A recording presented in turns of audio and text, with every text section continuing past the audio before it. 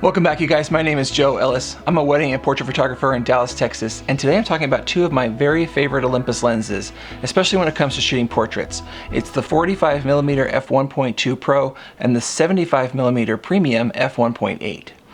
I would not want to live without both of these lenses in my bag, but they both do serve a somewhat similar purposes, and I want to talk about the differences between the two of them. So the first thing is, in terms of build quality, they're both built really, really well. I think that they both would withstand any abuse that you could put to them.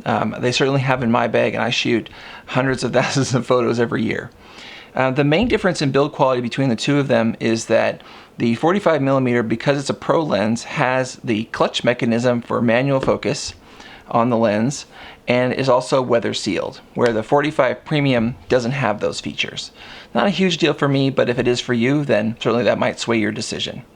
They have, in my mind, I think the primary question between these two lenses is which one gives me more beautiful, shallow depth of field. And so, I was thinking about what I'm going to title this video, and I had 3 or 4 ideas. You guys ready for this? Okay, first one, Battle of the Bokeh. Second one, Showdown of Shallow Depth of Field. Third, maybe Duel of the Depth of Field Kings. Or fourth, that can't possibly be Micro Four Thirds, can it? Because the depth of field on these is so beautiful that almost anyone who's a camera nerd like most of us would have a hard time believing how beautifully these things do at creating shallow depth of field. Now, here's the funny thing about these two lenses. I'm going to show this to you in a minute in the computer. If you frame a picture similar for your subject, so not talking about the background, but if you look at your subject, like if I'm taking a headshot, and I frame the person pretty close to the same way in two pictures taken with these two lenses, and I would do that by shooting the 45 and then backing up with the 75 to match framing, the depth of field between the two of them looks almost identical. It's so much so that I had to go look at the EXIF data of the photos to know which one was which, okay? So, in terms of depth of field, I think they're very, very similar, okay?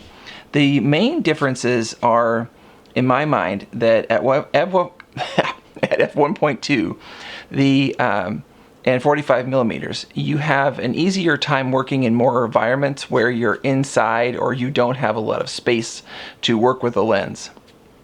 It has a better, what I would call, working distance if you need that kind of flexibility, okay? And the 75 offers way more compression, okay? And I'm going to show you what that really means in the computer when we look at some photos here in a second. But if you look at the difference in the way the background is rendered between the two photos that are similarly shot, this one shows way less of the background. It compresses the scene in a different way.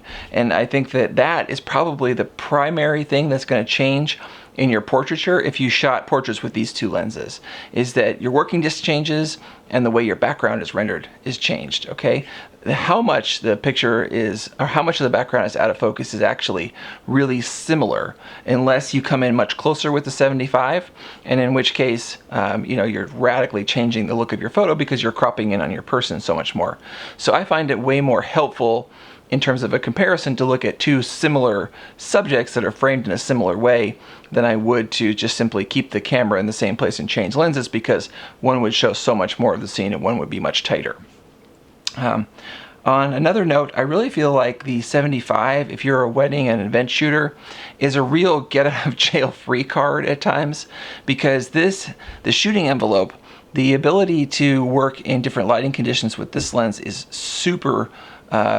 is absolutely amazing, in the sense that if I walk into a venue where the light is lower than I really want to shoot at 2.8, so my go-to lens for a lot of things is the 40-150 f2.8 Pro, but if I walk into a venue where the light is so low that the 2.8 aperture is really not getting me as much light as I would like, this is probably my first go-to option in terms of a replacement for that lens, because it gives me good working distance. I can shoot lots of wedding ceremonies with the 75mm, and I get shallow depth of field, and I buy myself that extra light, because at 1.8 you're talking about another stop plus of light that you get to work with. That's the main thing that's different between the two. That's different between the two lenses.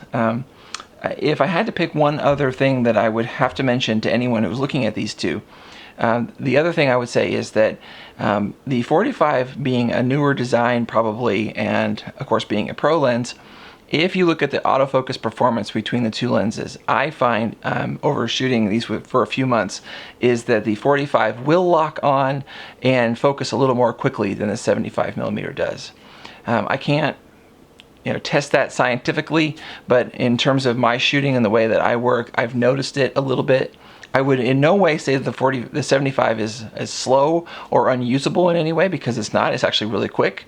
I just find that the 45 in super low light levels tends to give me a little quicker lock, a little more positive lock than the 75 does. And your mileage may vary on that one, so definitely worth testing yourself.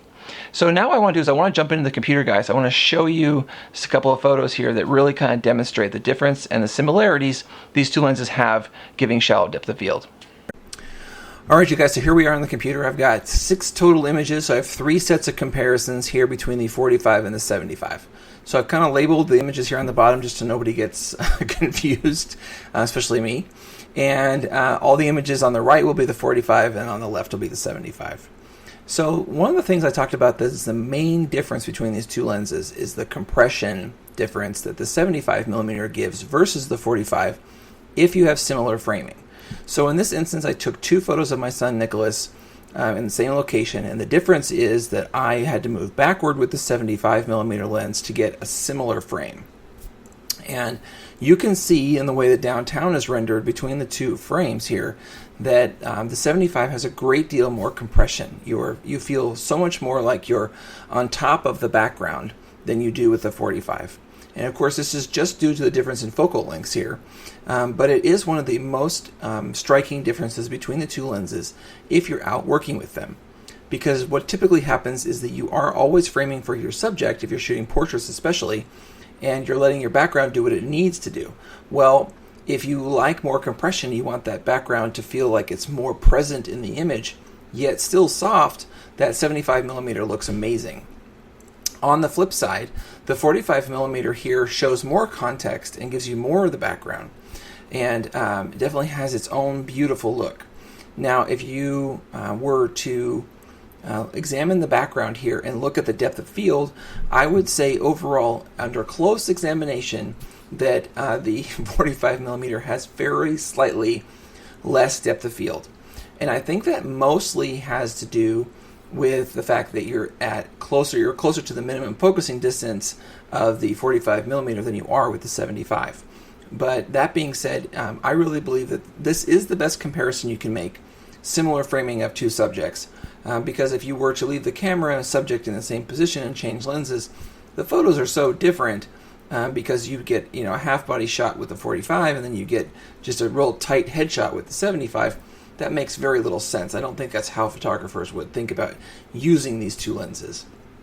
So you can see that our Olympus Micro Four Thirds sensors and whatnot are giving us very beautiful out of focus renditions and backgrounds, and the feathered bokeh of the 45mm lens is outstanding. You have great 3-dimensionality and beautiful shallow depth of field in both of these images. And so this is close to, I would say I'm about 5 to 7 feet away here, and here you're closer to 15, 18 feet in order to kind of achieve the same look. So that working distance is a huge, also just from a practical standpoint, a huge difference in the way that you use the 2 lenses. With the 75, in terms of your subject, depending on how you're framing, of course, you're going to be roughly twice the distance from your subject with the 75 than you are with the 45, which isn't a huge deal and certainly worth it if you're looking for that effect, but that is definitely probably more of a big deal between the 2 lenses than the way the out of focus background looks between the 2 of them. Okay, let's look at a picture where we're a little closer to the minimum focusing distance of the 2 lenses. So let's grab these 2. So here again we've achieved similar framing with the 75 and the 45, but now we are closer to the minimum focusing distance of the 2 lenses. The 45 I'm probably down within 3 or 4 feet, and the 75 is closer to that 7 or 8 feet. Now, it should be said that both lenses have incredible minimum focusing distances, and they can go closer than this. I just don't generally use them that way. If you're a macro photographer or so on and so forth, then you may have great use for that super close minimum focusing distance, but with people, I don't generally get too much closer than this when I'm shooting them. So this is a minimum focusing distance for working range for me. Okay, so again, you can see the compression difference just looking at the background. Look how much less of the buildings you can see in the 75mm versus the 45. And, just looking at the two backgrounds again, I think that there's a little tiny bit more detail, maybe because of that compression, because of the telephoto nature of the lens, or maybe it's because of the feather bokeh of the 45. It's a tiny bit softer in the 45 than it is in the 75. And then, in terms of sharpness and all of that, the two lenses are both brilliant, so I generally couldn't discount either one from being near perfect in terms of my usage. Okay, now let's look at one other thing, and that is when people look at out of focus renditions at bokeh, they oftentimes want to look at a highlight just to see how that kind of stacks up. So if I pull up this file and this file, what I've done here is put up some string lights in the background to give us some points of light to look at. So these two pictures are, let me just make them the same size here. He has not changed position to the background, so the distance from Nicholas to the lights is the same in both images. And again, I had to back up a bit to get a somewhat similar head size in the two pictures, so that you could get a feeling for kind of working distance, getting the same kind of picture with the two lenses. So even though the 75 is quite a bit more telephoto than the 45 in terms of its reach. If we look at a sort of waist-up portrait of Nick in the studio, giving a similar picture in terms of subject on both fronts, I would say that these two out-of-focus areas are really similar. The 45's out-of-focus highlights here are just a stitch bigger than the ones in the 75. In terms of shape and characteristic and all that kind of stuff, I would say it's pretty even. I think they both do a great job. I don't see anything appreciably or, would be a decision point for me in terms of purchasing the lens between the two of them. But I do want to show you what they look like so you can get a feeling for it. Maybe you guys see something in the comments that I don't see, but for me, this would be a wash. I don't think clients or anybody would ever know much of be able to tell the difference between the two of them. And here, we've taken that compression sort of out of the picture with in a studio setting. So these points of light are the only way that we're going to know that there's any difference between the two pictures. So anyway, guys, that's it. There's a comparison there, some sample images for you. Hopefully it helps you guys draw some conclusions. I would say if I was pressed for it, I would probably pick the 45 over the 75 just for versatility's sake, in the sense that, sometimes the 75 does present a challenge in terms of where you need to stand to get the framing that you want. If you shoot lots of pictures outside and you have a lot of working room, the 75 will not disappoint.